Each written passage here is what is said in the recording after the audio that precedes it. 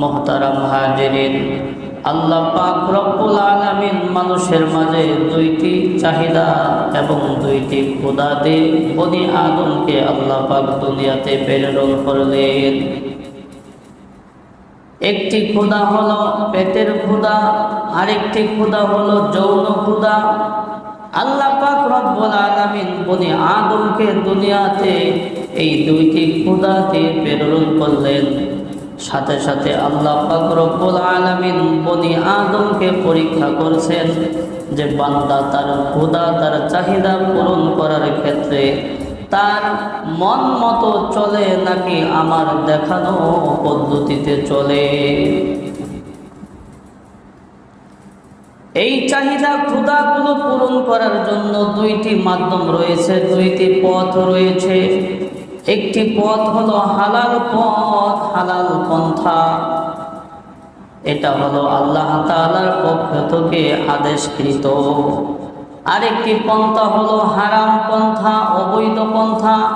এটা আল্লাহ তাআলা কর্তৃক নিষিদ্ধ। আল্লাহ পাক রব্বুল আলামিন মানুষকে সৃষ্টি করলেন, বনি আদম তার চাহিদা অবশ্যই পূরণ করবে। এখানে দেখার বিষয় হলো মানুষগুলো তার চাহিদা পূরণ করার ক্ষেত্রে যদি বৈধ পন্থা অবলম্বন করে তাহলে তার চাহিদা পূরণ হয়ে যাবে, সাথে সাথে সে আল্লাহ তাআলার পক্ষ থেকে পুরস্কার পাবে। আর যদি বনি আদম অবৈধ পন্থায় তার চাহিদা পূরণ করে তাহলেও চাহিদা পূরণ হয়ে যাবে, কিন্তু আল্লাহ তাআলার পক্ষ থেকে আর সে পুরস্কার পাবে না। এই জন্য আমাদের চাহিদা, দুইটি চাহিদা বনি আদমের মধ্যে রয়েছে। একটা হলো ক্ষুধার চাহিদা, আরেকটা হলো যৌন চাহিদা। আল্লাহ পাকে দিয়েছেন, আবার আল্লাহ পাক দেখতে চান এই চাহিদাগুলো পূরণ করার ক্ষেত্রে বনি আদম তাদের মনোমতো চলে নাকি আমার দেখানো পদ্ধতিতে চলে।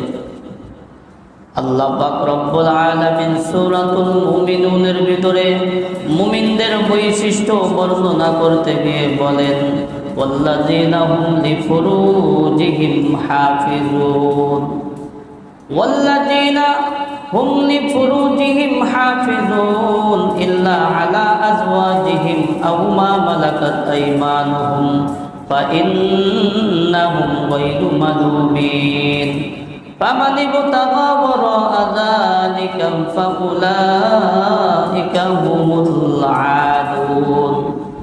আল্লাহ পাক রব্বুল আলামিন মুমিনদের বৈশিষ্ট্য বর্ণনা করতে গিয়ে বলেন, প্রকৃত মুমিন তো তারাই যারা তাদের লজ্জা স্থানকে হেফাজত করে। যৌন চাহিদা প্রয়োগ করার ক্ষেত্রে আল্লাহ পাকের হুকুম অবলম্বন করে, তবে আল্লাহ পাক রব্বুল আলামিন যৌন চাহিদা পূরণ করার ক্ষেত্রে দুইটা মাধ্যম রাখছেন। একটা মাধ্যম হইল হালাল স্ত্রী, আরেকটা মাধ্যম হইল দাসী।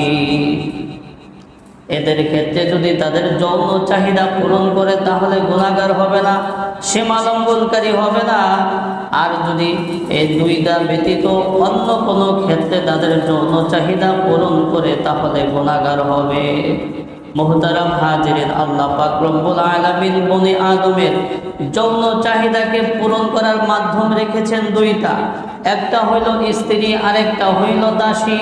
দাস বর্তমানে এই প্রথা বিলুপ্ত হয়ে গেছে, আবার কিয়ামতের আগে আসবে।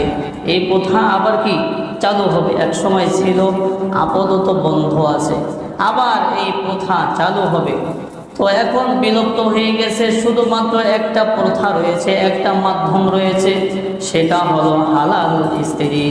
যদি কেউ হালাল স্ত্রীর ক্ষেত্রে তার যৌন চাহিদা পূরণ করে তাহলে সে আল্লাহ পাকের কাছে গুনাহগার হবে না এবং সীমা লঙ্ঘনকারী হিসাবে গণ্য হবে না, বরং পুরস্কার পাবে। কিভাবে? আরেকটা চাহিদা হলো পেটের ক্ষুধা। পেটের ক্ষুধা পূরণ করতে গিয়ে যদি মানুষগুলো হালাল পদ্ধতি অবলম্বন করে হারাম থেকে বেঁচে থাকে তাহলে তার চাহিদাও পূরণ হয়ে যাবে, সাথে সাথে সে আল্লাহ তাআলার পক্ষ থেকে পুরস্কারও পাবে।